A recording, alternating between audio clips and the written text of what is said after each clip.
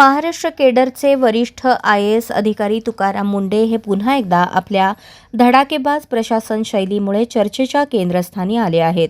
सध्या ते महाराष्ट्र अन्न व औषध प्रशासन विभागाचे आयुक्त म्हणून कार्यरत असून राज्यभर सुरू असलेल्या अन्न सुरक्षा आणि भेसळ विरोधी मोहिमेमुळे त्यांचे नाव सोशल मीडियावर मोठ्या प्रमाणात चर्चिले जात आहे. गेल्या जवळपास 2 दशकात तुकाराम मुंढे यांनी सुमारे 25 वेळा त्यांची बदली झाल्याचे विविध वृत्तांमध्ये नमूद करण्यात आले आहे. मात्र वारंवार होणाऱ्या बदल्यांनंतरही त्यांनी आपल्या कामातील पारदर्शकता, प्रामाणिकपणा आणि नियमांच्या कठोर अंमलबजावणीची भूमिका कधीही सोडली नाही.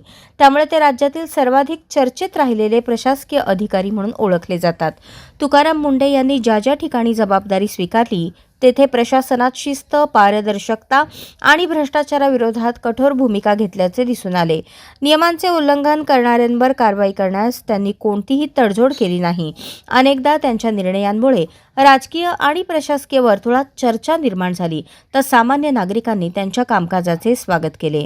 सध्या FDA आयुक्त म्हणून त्यांनी राज्यभर भेसळयुक्त अन्नपदार्थ, निकृष्ट दर्जाची उत्पादने आणि अन्न सुरक्षा नियमांचे उल्लंघन करणाऱ्यांविरुद्ध विशेष मोहीम सुरू केली आहे.